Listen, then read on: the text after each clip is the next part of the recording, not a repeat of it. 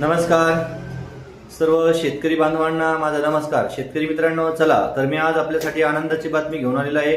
महाराष्ट्र राज्यामधील ज्या काही सर्व लाडक्या बहिणी होत्या, सन्मान ह्या लाडक्या बहिणी जे होता यांचा जो या महाराष्ट्र शासनाच्या ज्या मंत्री महोदयांनी जो सन्मान केला होता, तो सन्मान निधी येत्या 2 ते 3 दिवसामध्ये वितरण होणार आहे.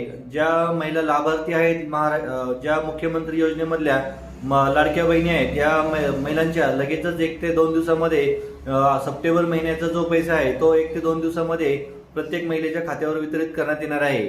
अशी माहिती आपल्याला आपल्या महाराष्ट्र राज्याच्या बालविकास मंत्री अदिती तटकरे यांनीच आज सकाळी दुपारनंतर दिलेली आहे.